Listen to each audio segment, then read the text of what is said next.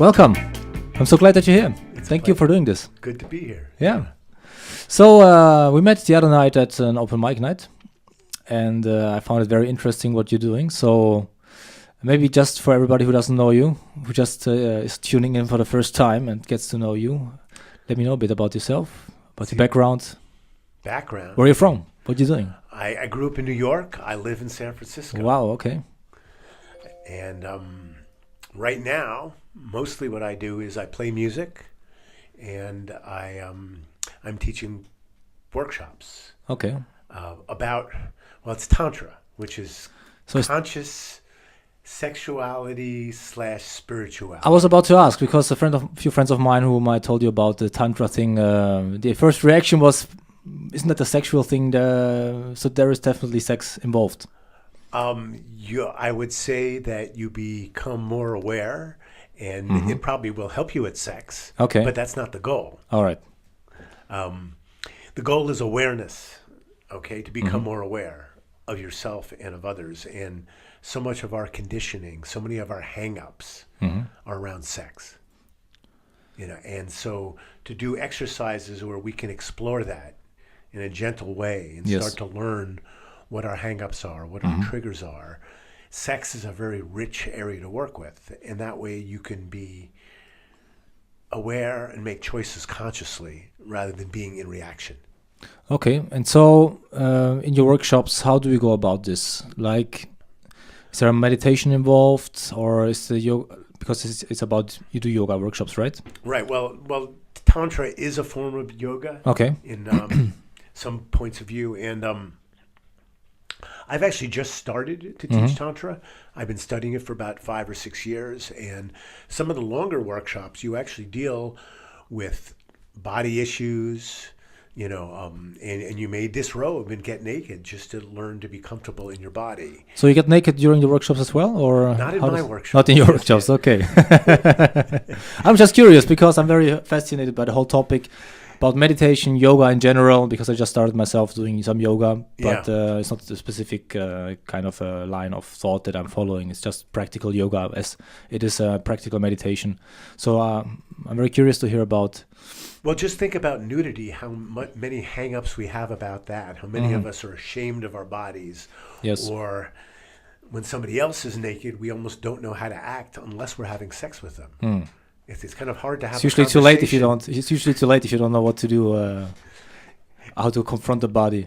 And so, isn't it good to do it in a environment where you're not having sex? Right. And you start to learn to be comfortable in your body. One of the workshops that I assist with but don't teach, we have an exercise where people break up into groups of 4. Then everybody stands up and closes their eyes, and slowly can remove items of clothing if they choose to. And some people will and some people won't. And still with eyes closed, if you want to put them back on, you go ahead and do that. It's only after about 15 or 20 minutes of giving people full range of choice and a full choice to change their mind that then you open your eyes. And you'll see most people have something on still. Some people are totally naked. And then you have a conversation as a group and you tell the history of your body. Okay. What you're happy about, what you're sad about. Okay. Any injuries or operations you have had. And it's kind of a way of, getting more comfortable with our bodies and getting more comfortable with other people talking about our bodies. And that's kind of one example of, you could say, bringing sex into it, but a way of making you more comfortable and relax where you can think and be conscious and not be in reaction. Why do you think it is that we are also uncomfortable with our bodies? I mean, it should be one of the most natural things in the world, shouldn't it? It should. It should. You sure have no problems from your little children? Yes. Probably we are in Rome, and I think religion probably has a lot to do with it. Okay, fair enough.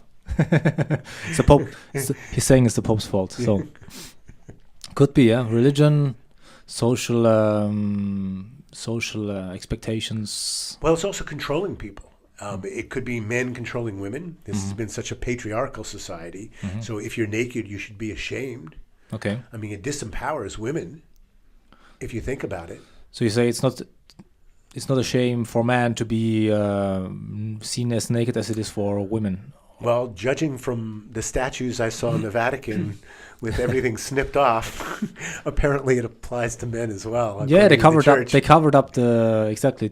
Who was the pope? There was one pope who actually made all the naked statues be covered by a Fig leaf. Yes. Well, and the ones that aren't covered with a fig leaf, I don't know if you've noticed, but something's been cut off.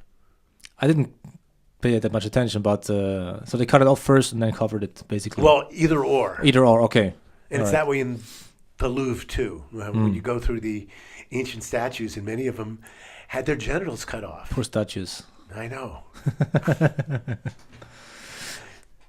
So okay. So I think a lot of it is control of people by religion, by ruling class, by patriarchy. And so you think it's so ingrained in our brain since we are a kid, like from the moment we're born, or from the moment that we are aware of things around us, and people tell us, don't do that, don't do that, don't do this. It's rooted so deep in us that we start to feel ashamed when we are basically showing some skin outside of our own comfort zone house. And when we were little kids, we were free and we didn't care. And no, we sure didn't. We weren't embarrassed or ashamed, but we were taught to be ashamed. And it's interesting. I mean, I used to live in Germany for a long time, and we used to have these baths, thermal baths or public baths in Cologne, in Germany. And they had one day a week, like a naked day, basically. Well, actually, I think every day was a naked day in this public bath. And it's very normal there that you go there and, everybody walks around mixed with men, women, and just walk around naked. In the sauna, for example, it's expected. You cannot enter the sauna without being naked. And it's very normal there. So I think in Cologne or in Germany in general, people are not as closed when it comes to showing their body. But it depends where you go. How about Italy? I think Italy is quite conservative in that regard. And there is, I think this is true in America and perhaps in Italy. There's actually this real split, whereas the advertising is selling sex, and it's very sexy, and maybe even revealing clothing in the ads. They're using sex to sell things. Yet, at the same time, we're taught to be ashamed of our bodies. Yeah, I never thought of it that way. It's actually true, yeah. The Puritans are part of what formed America. And, they came here from England, I think. And so America has this Puritan work ethics where you work insanely hard. You don't get the amount of vacation that the Europeans get. And you're taught that sex is dirty. Sure. And your bodies are dirty. So what else you do during the workshops when you then try to get rid of all this stigma, let's say? So one exercise was closing your eyes, and what else? Well, in the workshops that I'm doing are a little different. The ones I've taken, which are week-longs, you actually get sex education too. Okay. And you actually pair off. And if it's consent, you may learn how to learn things about sex with each other. We don't have intercourse. We don't have oral sex. Okay. If you touch somebody, you have to wear gloves. Okay. But because we want to keep it safe, and also we aren't there to have sex. We're there to learn about sex. Sure. So that's an important distinction. Yeah, makes sense. There are other places you can go. Otherwise, that would be a different kind of a business, I suppose. Yes. Yeah. Okay. And so how does this connect with yoga? Well, we do meditation. Okay. Yoga is what we call white tantra is meditation and kind of moving your own internal energy. Okay. And so that's part of the continuum of yoga. And as you start interacting with other people, then it branches into more of what we call tantra or red tantra, where it involves elements of nudity or sexuality, where you're learning about that. And again, it's important to learn about that because we have so many hang-ups about it that we are in reaction and we aren't aware. We're not thinking. We're not choosing. Okay. So for somebody who comes from a northern country like me, what tips do you have in everyday life to loosen up, to be more in your body, to be less in your head? Well, the most important thing, and this is in relationships and so on, is to learn how to pause. Okay. Recognize when you're in reaction Mm-hmm. and learn to pause. Okay, so similar like meditation that you realize when you're thinking. Basically, you recognize when you're thinking. Well, this is when you're not thinking. When you're just in reaction. You do something, I do something in reaction. I don't pause. You're not even aware that you're thinking or reacting. Yes. Right. So you're unaware. You're in reaction, and so of course it's really hard to learn to pause when you're unaware. Okay. So the first step would be to become aware, to learn how to be more aware of yourself. And just pause. One exercise that I do is I have people stand in two lines, and one line can motion the person across from them towards them, away from them, or tell them to stop. Okay. And we do this very slowly. And the person who is being motioned to is fully a choice. They don't have to come forward if they're motioned forward. But what we teach them to do is to not immediately obey or not immediately react, but pause and try to feel, what do I want to do? And then consciously choose your response to that rather than reacting to that. Okay, that's interesting. I mean, I did a workshop a couple weeks ago in France where I was a participant. Okay. And typically this is done with men and women, but we can talk about non-gendered Tantra in a little bit because that's part of what I do. Okay. And so, but at this workshop, men and women were typically about 20 feet away from each other. And we would do this exercise where one person would motion, come here, or stop, or go away.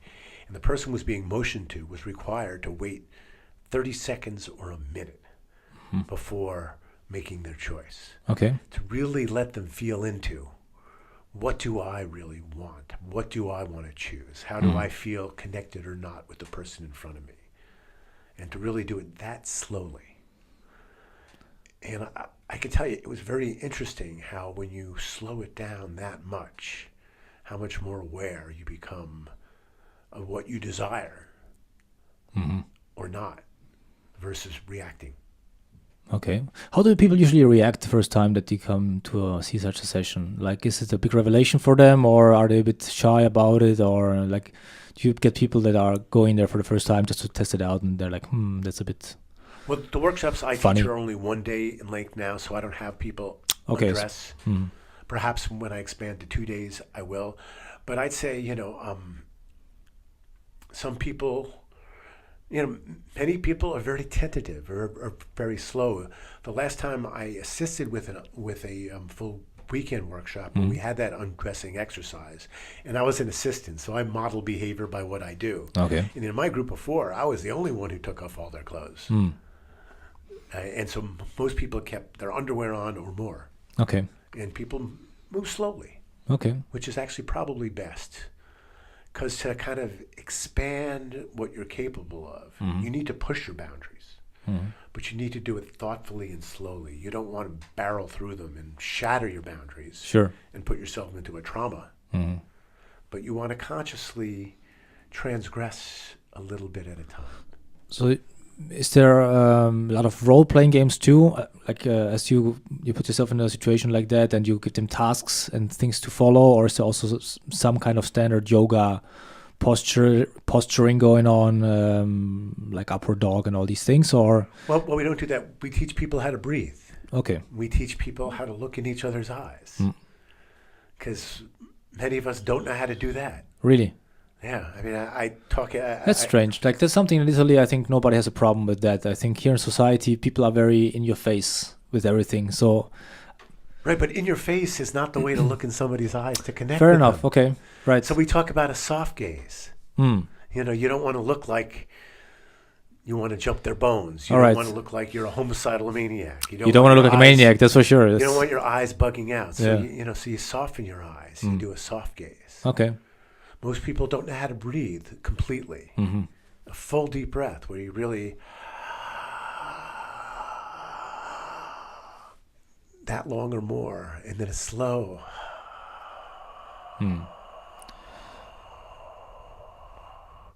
exhale. And not only do you fill your lungs more, but if you actually do 10 minutes a day of deep, slow breathing like that, 3 or 4 breaths a minute, so that slower rate, it lowers your blood pressure. It gives you a better sense of well-being. And that's just slow breathing for 10 minutes a day.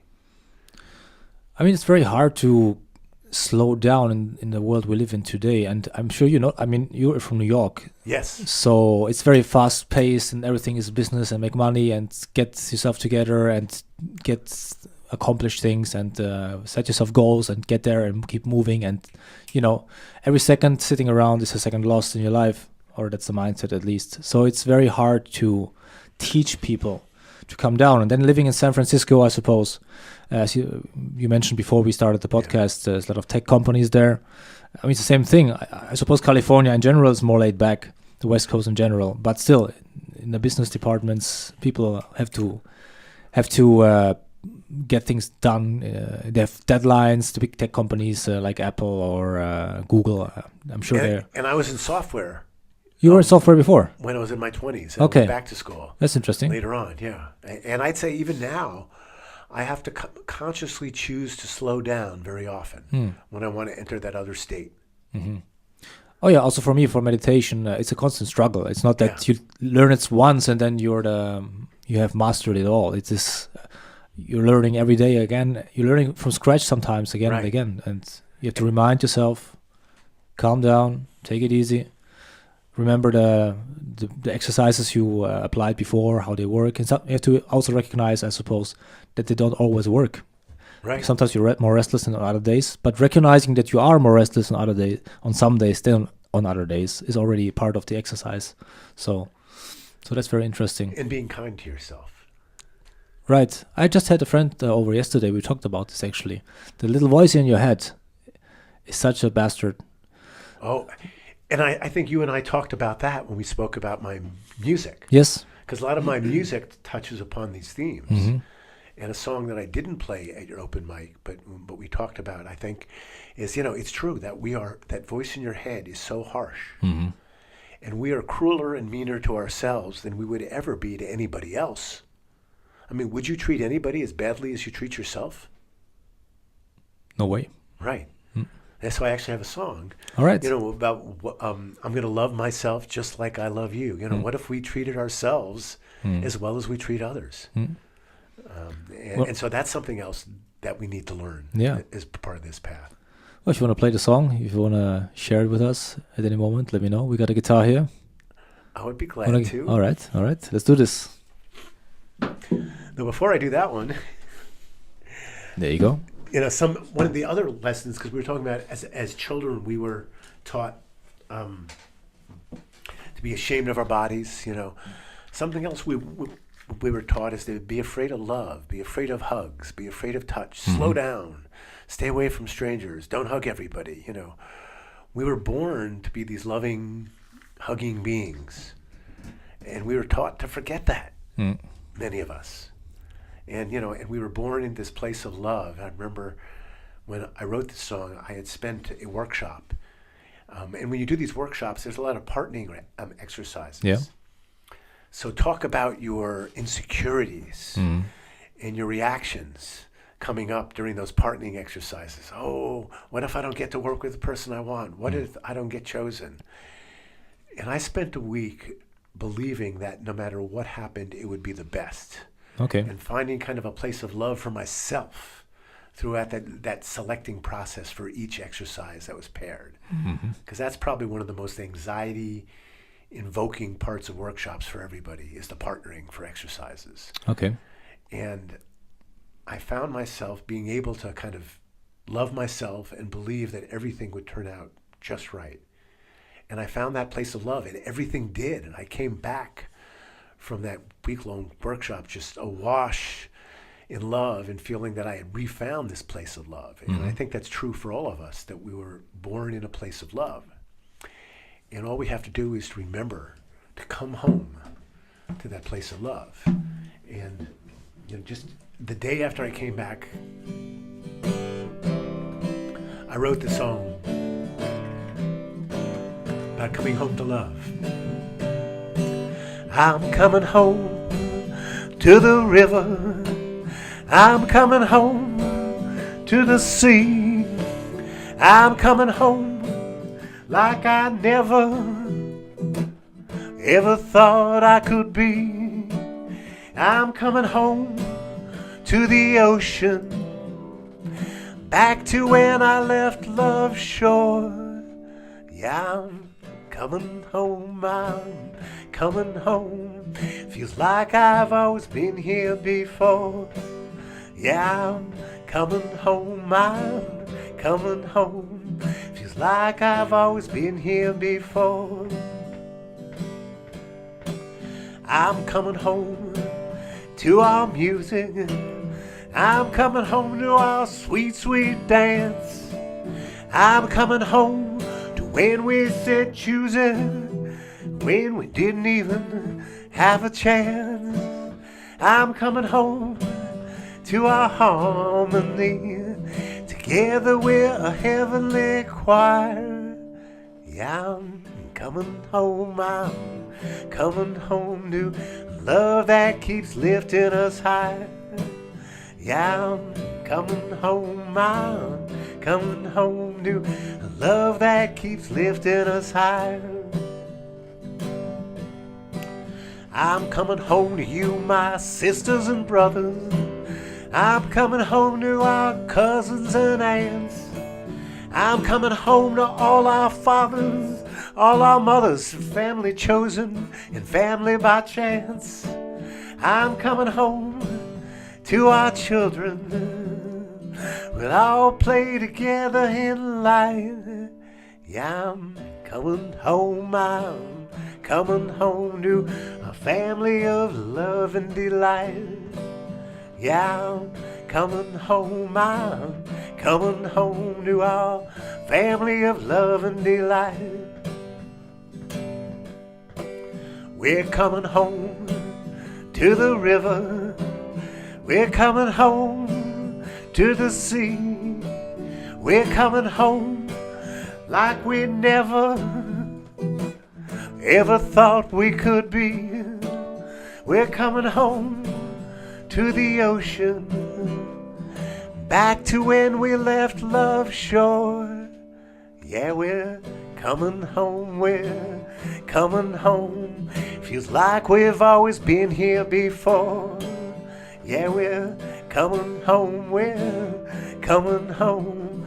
Feels like we've always been here before. Feels like we've always been here before. Feels like we've always been here before. All right. Well done. Yeah, so The dog's in the house. that's one of the lessons, is to remember where we came from and that we were born to that place of love. And we don't have to discover it. We just have to come home. Mm-hmm.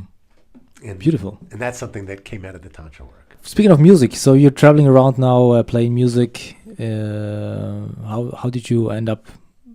How did you have this idea?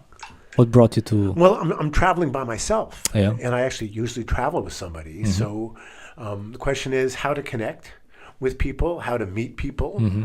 and what better way, I mean, this is how I met you, than to go to open mics, right, play my music and share my music. And it seems like I meet people wherever I go doing it. I mean, music is such an easy way and a pure way to connect. It's I don't think there are many other things that connect as easily as music does. It speaks to you directly. It is honest.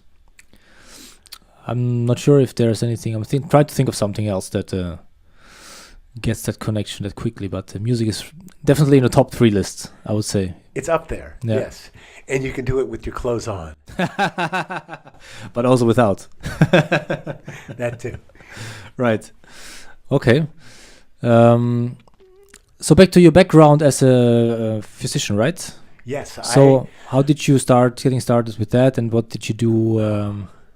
So I was in software when I was in my 20s. Okay. And which was really intellectually interesting, but not emotionally interesting. Okay. So what you do? Did you program? Did you do Java? I was a Unix expert. Unix. For those people who understand it was the backbone of the internet. Wow. Before there was the internet. Like BSD there was or something called Usenet, which was the precursor to the internet. And yes, I work with BSD Unix. It's interesting that you heard of that. And I ran a small operating systems group. I have an IT background too. That's what I did in Germany, actually. So we're two individuals that both sides of our brain work, apparently. Well, yeah. You're so they say, yeah. You're a musician. Right, yeah. They're definitely active, both parts of the brain. If they're working, in my case, I'm not sure, but they're there, yeah. Well, it depends what kind of scars your brain has sustained along Exactly. the way, one way or the other. Right. So, software. So you started with that. Yeah, so I actually did that. And then when I was 29, I went to business school. And after 1 year of business school, I recognized that those weren't my people. You're the second person in this podcast this week that started 1 year of business school and then dropped out. Well, I didn't drop out. Oh, okay, wow. What I did is over the next 2 years, that same school had a post-baccalaureate pre-medical program Okay. as part of the General University. And they also had a healthcare MBA program. Oh, okay. So after my first year being really disillusioned, over the next 2 years, I did my pre-medical work and finished my MBA in healthcare. And then went on to medical school. Wow, okay. Awesome. And 4 years of that. Oh. And then went on to internship and residency. I was back in school and training from age 29 till age 40. Wow. And it was a really hard decision to become a doctor at that point in life. And my mother wasn't always wise, but she had some words of wisdom about that. Because I said to her, I remember, I go, Ma, I won't be done with my training until I'm 40. And she goes, you're going to be 40 one way or the other. Right. Or you're going to be doing what you want to be doing when you're 40. She was right. Yeah, so that's at least one of the two pieces of deep wisdom I've gotten from my mom. The other one was about the aging process. What did she say? I said, Ma, I don't want to get older. And she said, consider the alternative. What a smart woman she was. This is a good point, yeah. So that was my background. I was an emergency medicine physician. Oh, okay. Working out of ERs for 7 years after that. So what does an emergency physician do? Everything. Car accidents, broken bones. It's like rehab after infection. the fact? No, this or? is people who come by ambulance. Okay. Heart attacks. So literally broken bones, okay. Emergencies. Injuries. People have things broken. People have things cut, What does a physician do in that case? Like, I'm very illiterate when it comes to... I've had to deliver babies. Wow. Sometimes out of somebody's pants leg because they got... Okay. or at least their sweatpants leg because they got there a little late. And rather than catching the baby, we just had to cut the pants open and make sure the baby was there okay. already. Wow. And as an emergency physician dealing with pregnant women, you see many immaculate conceptions. Because I cannot tell you how many women who are pregnant told me they had never had sex. Right. Apparently, it's a common It's a miracle. phenomenon. It's a miracle. Miracles still happen. Miracles every day. I'm sure you see a lot of crazy things there, though. You do. Yeah. What's the craziest thing that happened while you were there? If you're allowed to talk about it anyway. Well, there's like the most disgusting thing. give us the most disgusting thing. I like disgusting things. The podcast is marked explicit anyway already for all the sex talk. Actually, I'm thinking of the two most disgusting things. And I'm not going to tell you about the most one. Okay, Whereas thank you. Me and a nurse were working with a patient. We had a medical student with us, and he went running out because he just couldn't handle it. Really? Because it was so horrible. And, ouch. And we just did what we had to do. But we had a guy who complained of a cough, and we did an x-ray, and one side of his chest was filled with fluid. Oh, okay. And we put a tube in because you have to empty the fluid out. We numb him up and stuff. Yeah. And it was pus. Oh, Half of his lung, one lung was filled with pus. And we got, liters of pus at this guy. The whole emergency room smelled disgusting for days and days after. So that's the most disgusting thing. One of the most interesting things is, normally when people have a cardiac arrest, they die. What you see on TV isn't true. So I got the Apple Watch. Right. It's not going to avoid it, but I might They shock them and they come back to life on TV, and it's like more than half the time on TV. It's like 1 or 2%, maybe 4% tops. You can actually bring That's not true. back. I saw George Clooney save many more lives on the emergency room. Exactly. When I was in emergency medicine, we were really upset about that because people had expectations that we could bring back the dead. Okay. And one day... It's all George Clooney's fault. I had an old lady who was a patient. And, the thing is, the only time those people can survive is if it happens right in front of you and you immediately get to work. And she had called the ambulance and collapsed, and they immediately started putting a thing over her face to bag air into her. Yeah. And doing chest compressions. And the lady came to the ER, and she was in a flat line. And flat line, somebody's been dead 6 months. You put you do an EKG, it'll be flat. Flat is dead. Okay, yeah. And long story short, it's the only time I've ever seen this happen. It was our last ditch effort. We got her heart started again. What? And that's the only time that ever happened to me. I don't even know if I had colleagues that it happened to. And I told that story crazy to a woman I was dating, and she told it to her son. And apparently her son was talking to his friends about me and said, he brings people back from the dead. Sounds like a new business you could start, Yeah, but that was a one-time thing. All right. Yeah. Well, while we're at it already, I was wondering, what's the right thing to do if, as a man or as a woman, you feel that you're having a heart attack? I mean, sometimes it's probably a panic attack. I had a panic attack once and mistook it for a heart attack. But what's the real? If you really have a heart attack, is it better to sit straight or is it better to lay down? Or call the ambulance. Well, okay, call the ambulance first. Yeah. I called them, but while they're arriving, let's say we're in Rome and traffic, everything's blocked, and they're gonna take a long time to get here. Whatever position of comfort you can. So it doesn't matter if the legs are try up. To stay calm. Yeah. If you get dizzy, you can put the legs up to increase blood flow to your head. Legs up, okay. If you're dizzy, but it's just stay calm. I heard about coughing. Is it a thing or? That's coughing or even thumping your chest really hard. This is if your heart is in an irregular rhythm. Sometimes it can kind of shock it back into a regular rhythm. The other thing coughing does, and you could also kind of bear down and push like you're trying to poop. Okay. Is it causes what's known as a vagal reaction. It activates the vagus nerve, and the vagus nerve slows everything down. Okay. And if your heart is in a circular rapid heart rate that's too fast, stimulating the vagal nerve by coughing, and by bearing down, trying to poop. Okay. Can at times break that loop of rapid heart rate. Okay, that's interesting. So is there anything to avoid getting heart attack in the first place, or is it something that can just happen to anybody really? Whether you're eating healthy, doing sports. I mean, none of that hurts. It's good to have a healthy diet. It's good to be in good cardiovascular shape, and heart attacks can happen to anybody. Okay, so there's no escaping. I remember this guy we had, he was in his 40s. This was back, actually, I trained in LA, in Los Angeles, and so I was at Cedars-Sinai Hospital. He was some movie producer guy. Okay. And he was he goes, I fucking eat, high fiber diet, and I work out, and I do all this, and I got a goddamn heart attack, and so this guy did everything right, and he still got one. Yeah. And there's some people do everything wrong who don't get it. Never get one, yeah. I mean, it's still... Life's not fair. Life's a bitch. Life is a bitch. It's true, yeah. Okay. So let's see. So actually emergency medicine gets boring, even though it might not sound it, because most people come in with the same thing. Chest pain, belly pain, headache. And you need to have a systematic approach so you don't miss something important.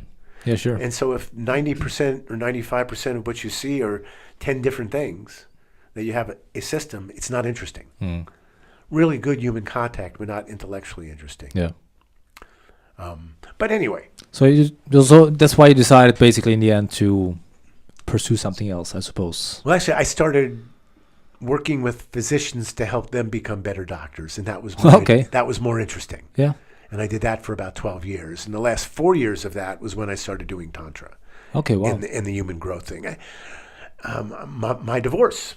That was actually what started my music. Okay. It's often these unfortunate events that trigger new things happening, change in life. Yeah, I went through a really difficult divorce. My ex-wife was really angry. Okay. I was her fourth husband. Okay, what did you do?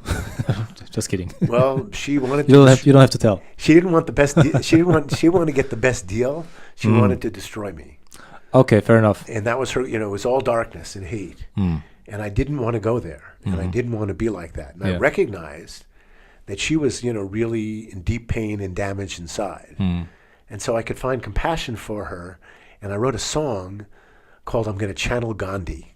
Okay. And that was to stay peaceful, to stay grounded, to not be in reaction to all the darkness that was being thrown at me.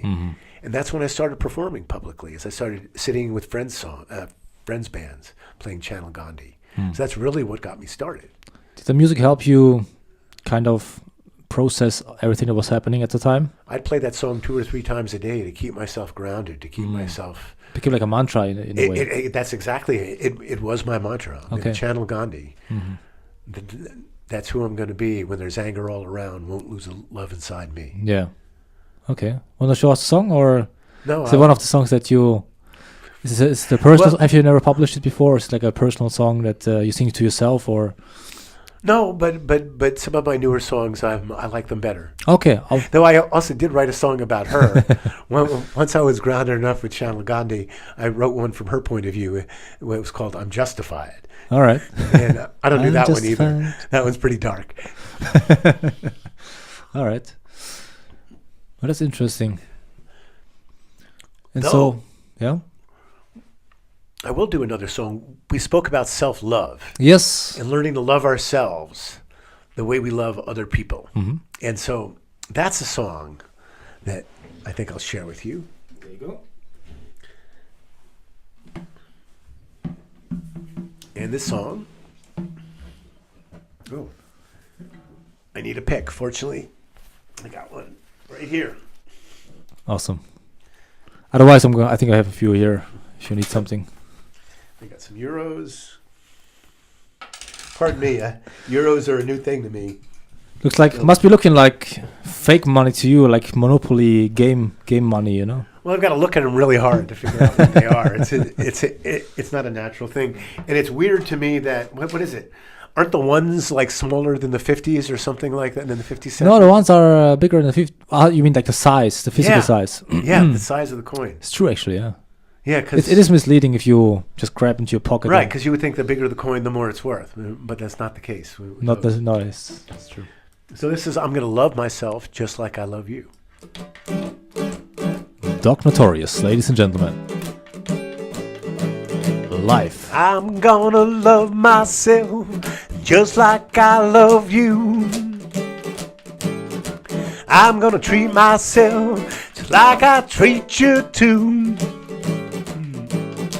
With a big strong love that's sexy and kind, 'cause we deserve that all the time. I'm gonna love myself just like I love you.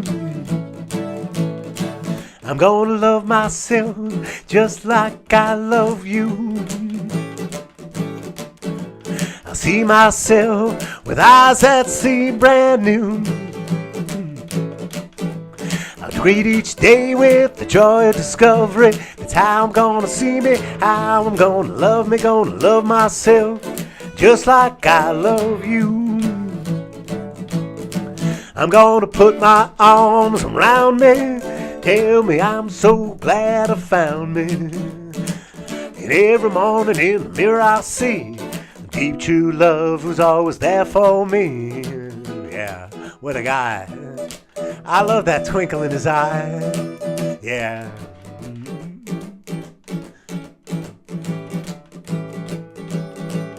I'm gonna love myself just like I love you. I'll stand by me no matter what I do. Real true love, no rules or regulations. A deep abiding love without expectations. Gonna love myself just like I love you. I'm gonna love myself just like I love you. I'll see the light even when I'm seeing blue. Eyes open, looking, not lost in story. With a little home cooking, I can do that for me. Gonna love myself just like I love you. I'm gonna put my arms around me, tell me I'm so glad I found me. every morning in the mirror I see a deep true love who's always there for me. Yeah.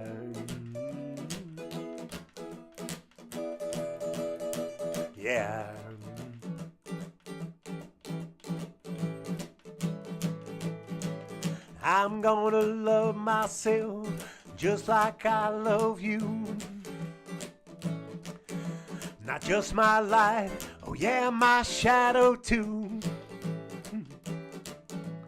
Loving my all and all that I am, holding myself with all the love that I can. I'm gonna love myself just like I love you. Loving my all and all that I am, holding myself with all the love that I can. I'm gonna love myself just like I love. All right. Very nice. Self-love. Self-love. It kind of starts there. Doc Knowtorious, live on Heysal, the podcast from Rome. All right, you want to get this one back up here? Okay. If you want to play more, just let me know. All right, so you left the hospital. You went to teach other doctors to become better doctors. Yeah. And then you started your... And I then can you tell started traveling around after that event. I actually have sympathy transpired. for doctors, because it is a hard job and they do have a lot of responsibility, and there's ways that you can help them without snowing them under with data. All right. But yeah, and from there we went to, where were we? Well, you start traveling around because an event in your life transpired and the music helped you or the music was something there that just appeared in your life in that period of... Well, I decided to give it a couple years of playing music. I'm starting to teach Tantra and see how that worked for me as a fulfilling life. The twist that I do on Tantra and that I'm starting to develop is Tantra is very gendered. Okay. Okay, it's very male, female, masculine, feminine. Okay. And I live in San Francisco, right? In San Francisco, not everything is heterosexual or heteronormative, as we call it there. And not everybody is binary gender. Not everybody identifies. Okay, tell me more about that. How does that work exactly? Like, what's the story behind that? Well, I mean, first of all, it's true that there are more genders than just male and female. I mean, there's the fact that we all have a range within us. From male to female. Okay. But it's also true, not everybody is XX and not everybody is XY. There's actually different chromosomes that people have. And so there are some people who... Like what do you call it? Intersectional? No, what's it called? Well, chromosomally, there's like XXY and there's things other than your standard male-female. There's also the... what are referred to as ambiguous genitalia. Yeah, when you were born with partially both genitalia. Is that correct? Yeah. Yep. And actually, if you think of what they used to do, is they would do surgery on the baby. They would decide what gender the baby was. Pardon me. And they didn't let the person decide what gender they were. Okay. And gender is not just your genitalia. Just a quick breakdown. And there's something on the internet which will help people understand this. It's called the genderbread person, kind of like the gingerbread man, but it's the genderbread person. Okay. And if you Google that, so there is, what is your genitalia? Could be a penis, could be a vagina, could be some mixture of, and some small percentage, 1% to 2%, of babies are born with what we call with neither a pure penis or pure vagina. Do you know what the percentage is, more or less? I do not. I believe it's small, about 1% to 2%. Maybe even less than 1%, but it's there. Yes. And it's repeatable. So a certain percentage of people are born where their genitalia doesn't define them as male sex organ or female sex organ. Then there is your gender identity. Do I identify as a male? I think that's a big controversial topic in the United States at the moment, if I'm not mistaken. Following the podcast and everything, there's like a a huge discussion about it everywhere. Well, and transgender, which are people who switch their gender from one to another. Yeah. So, but there's actually 4 components to this. One is your sexual organs. What does it look your like? Basically your biological. Right. Then there's your your gender identity. What do you identify as a male or a female or something other? Because I know many people who identify as something other than male or female, and they'll typically use pronouns like they or them. Yeah. I have another friend who used the pronoun Z rather than he or she. Then there is your gender expression. There are many, for example, men who identify as male. They have a penis. They identify as male, but they like to dress in women's clothing. Okay. And it doesn't make them their gender identity is male, but their gender expression is more feminine. And then, so there's 3 layers: your genitalia, your gender identity, your gender expression, and then the 4th layer is who are you attracted to. Okay. And you can break that down. Sometimes I have friends like a woman who's sexually attracted to women and men, but she's only romantically attracted to men. So there's 4 layers: your genitalia, your sexual identity, your gender expression, and your attractions. And so the whole issue of sex and gender is really pretty complicated. It sounds very complicated to me. So how? Everybody has to do, and I'm completely liberal on these topics, and live and let live. And I don't understand certain things, to be honest. But they're very confusing. I don't think that the people themselves understand them sometimes because they are very confusing. Yeah. And it's a lot to think about when you confront the world. And it's very complex. And if you're with somebody who you don't know, you ask them. You go, what do I do? You ask, Yeah, it's very easy. Yeah. That's true. So basically then to come back to your courses, to your workshops. Right. So many of my friends are not binary, gendered, heteronormative. Okay. Good. Follow that? Yeah. Okay. So they're not male or female, heterosexual.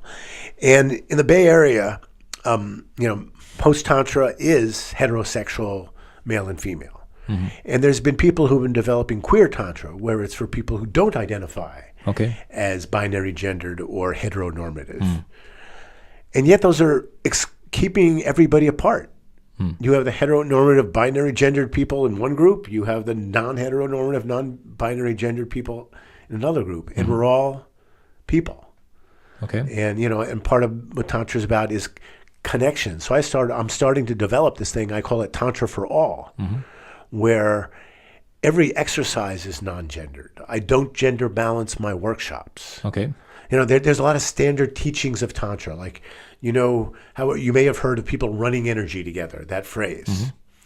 And typically, the woman's heart is considered positive polarity. Okay. And the man's negative. So she'll send energy, her positive heart energy, into his negative polarity. And then he'll pull it down, and his genitalia are considered positive polarity. So he'll send his energy from his genitalia to her genital area, which is negative polarity, and you run a circle that way, where it's going from his genitals to hers. She pulls it up to the heart, sends it from her heart to his. He brings it down to the genitals, and you run it in a circle that way. And this part of the Tantra meditation, or is it generally a number of exercises you do with what we call running energy? Running energy, okay. Which is a vague term in many ways, and we can't measure it. I can say when I do these exercises, I get a phenomenal experience. I can't prove anything that's going on with science, but it's like when people ask me, are chakras real? I'm like, fuck if I know, but they're useful. But okay, is it like visualization in meditation, that you visualize things like energy is floating through your body? Yeah. Something like that in the end, right? Right. And is it important? So it's a technique. It's basically a technique that you use to get to a certain result. So yeah, in the end, whether it's really you measure it or not, I suppose, is secondary in that case. And we need to recognize that science doesn't define reality. There are many things science doesn't know about. There are many things that are real in this universe that science doesn't know. Science doesn't know everything.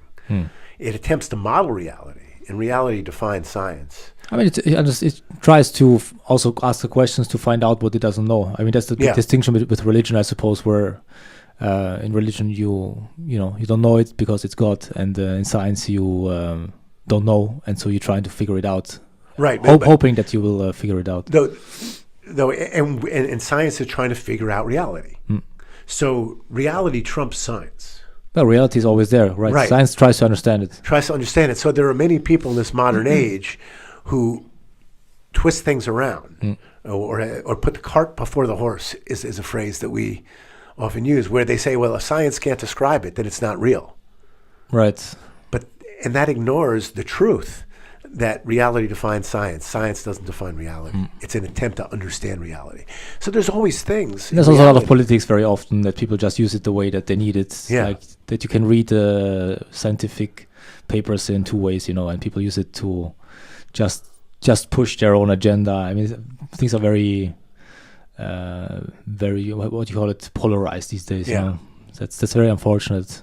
So I think that's also something that you're probably trying to work on, this polarization, this tension, to see everybody as the same.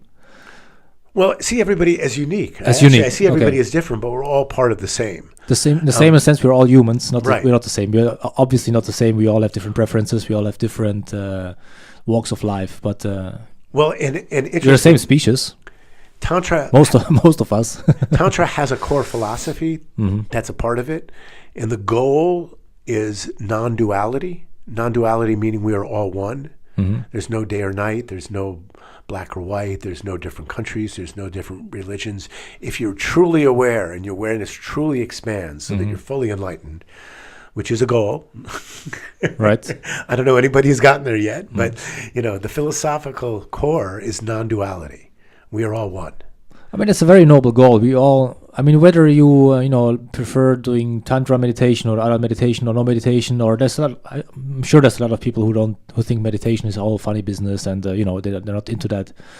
But ultimately, whether you believe in certain things or don't, or in God, or in that God, or in many gods, or in that religion or another religion, in the end, we should all be respectful to each other. I suppose we should just see each other as having the same intrinsic value, and that's it. I mean, that's, if you already put a period in that sentence, then you already would have avoid a lot of problems that we have these days. No, just treat each other with respect. I mean, well, and be curious. It's not that hard. If somebody's different, rather than being fearful, be curious. Yeah, that's part of what we're trying to do with this Tantra for All. Is you can run energy from across the room with somebody. You can run energy sitting on their lap. Find what's a comfortable distance. Yeah. Maybe work with somebody who you hadn't worked with before.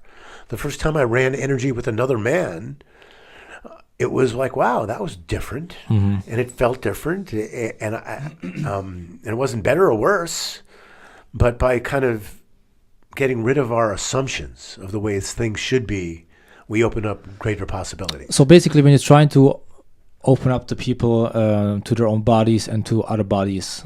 So basically, you're trying to tear down also this gender difference between the bodies. So if I'm attracted to women, so doesn't that kind of make it harder for you, though, to get to the person if you put them on? Just out of curiosity, I could imagine if I'm somebody who has problems with my own body, and I participate in a workshop like that, and then I'm trying to get comfortable, first of all, with my own body, hopefully one day with the body of a woman. Yeah. But then I'm going to start with the body of another man. Like that's, I mean, in a way, if you can master that. Well, but you know what I mean? It's very, it could be a bigger block. Are very distracting.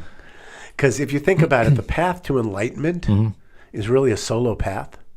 Yeah. You and I might do exercises together to help both of us grow and expand and move towards that path to enlightenment. Sure. But my path to enlightenment is mine and mine alone, and your path is yours and you're alone. And we might help each other along the way, but it's really a solo path. So if you think about that, then it's not really that important who you work with in these exercises. And as a matter of fact, perhaps if you work with a variety of different people and not just your type, you might expand more and learn more. Is there a difference between who is more comfortable generally with their body already when they start doing the workshops? Like, are men maybe more comfortable because they naturally, by the way their body is made, are more in contact with their own body. Like if you have to pee, let's be honest, we have to every day, several times a day, touch ourselves. So maybe that's something that's not the case for women, or is there no difference at all? Or I think... Or people generally who go to those workshops, all of them already have a certain block, and so there's no difference. I think we all have blocks. I think society kind of puts this idealized image of what a woman's body should be in advertising and so on, and so many women, and it's not real. It's not what people are really like. And I think so many women are conditioned to think they are not what they should be, or at least this idealized vision, which is a fictional vision of what women's bodies are, is put out there in advertising all the time. And so I think in general, men are less concerned. I think both There's also a lot of images, I suppose, of men like being jacked and these action heroes and stuff. Maybe we don't care that much because society maybe doesn't oblige us to be like that. It's also fine to be sitting on your couch with a big belly and burp all day long, I suppose. I don't know. Right. Well, if you think of the marketing and advertising to women, it is that body type which is airbrushed and is not real. Oh yeah, it's all Photoshop. I mean, if you're in a business, you can easily tell it's all just cheap tricks. Whereas the advertising to men is not so much targeted in that way to create an unreal image, and a lot of it is regular guy stuff. I think a bit rugged, a bit scruffy, a bit okay. I mean, what do you think? It depends. I mean, maybe not so much. I think the imagery probably is. Well, it really depends. I mean, here in Italy, for example, in particular, we have this thing called fare bella figura, like make a great impression. And so I think men very much have, I think, also some pressure on how they look. Like, for example, when I came to Rome first, I had much longer hair. I've seen pictures. I was wearing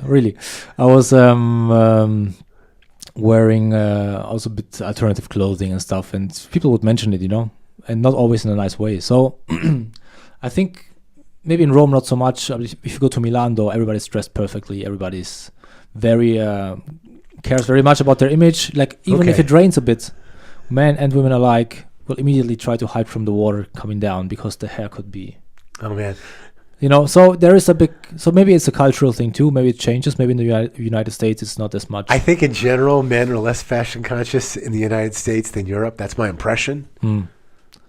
Have you spent time in the States? I was I was on the East Coast. I was in New York. I was in Washington, D.C. I did the whole East Coast, basically. I've never been to the West Coast, so I can't talk about that. But I'm not sure. I mean, yes and no. It depends. Like maybe less in public posters and stuff like that. But I think if you watch movies, there are other expectations that might not have to do that much with how you look or that you're perfect, but there are other expectations that you have to be tough, that you have to be an alpha male, that you have to be able to defend, provide. So there are other expectations, I think, for men than for women. But there are definitely expectations, I think, and pressures, social pressures. Oh. I think everybody has their own. We're taught not to emote. We're taught not to be in touch with our feelings. That's a big one, yeah. Men don't cry. Yeah. Hold it in, suck it up. They sent a man to war. I mean, that's another thing, That's no questions asked. So men are taught man up, Man up. Men are taught to repress their feelings. Yeah. And we want to classify people. I was in a restaurant, because I'm on vacation, so I did a Coliseum tour, and a restaurant right across from the Coliseum, and there was one bathroom that had a picture of a male silhouette and one had a picture of a female silhouette. The equipment inside the bathroom was identical. There was no difference. There was no urinal in the men's room. Each had a toilet and a sink, and that was it. In many parts in Italy, you're lucky if you have two bathrooms at all, Yes, there was two bathrooms, and there was no difference. Yeah. And there was like a woman in the woman's room, and this other woman wanted to go. I said, well, go use the men's room. It's just the same. Yeah. And this person from the restaurant said, no, that's the men's room. You can't use it. Where was that? And they wouldn't let the woman use the men's room, even though inside the door, they were 100% identical. So it's just pretty funny how. But where was that? How attached to these divisions some people are. This was here a couple days ago. In Rome. In Rome. Wow. No, I mean, how many times, if I have to and the bathroom's blocked, I knock to see there's nobody there. But the other way around is the same thing. How many times have I seen a woman come to the male bathroom, knocking? It's like, right. Is it free? Yeah, sure, go, whatever. Who cares? And who cares? I mean, who cares? Exactly, who cares? The only thing is when I walk into a bathroom and I see a urinal, I know I'm in the right place, and it does give me a feeling of security. Right. And then I suppose also maybe at schools, if you have children, maybe you shouldn't have adults also going to the bath. But then again, it's a very complex topic, Right. I mean, a lot of bathrooms in the Bay Area, rather than men or female on the door, it just says whatever. Nice. Whatever. I think that's a good way to end this podcast too, because I think you have to catch a flight in a very brief, very short time. So I do, yeah. So, thank you very much for being here. It's been a pleasure. Doc Knowtorious. Yeah. How can people find you? Well, you can find me on Facebook. Yes. And I am Doc, D-O-C-K, Knowtorious, Knowtorious.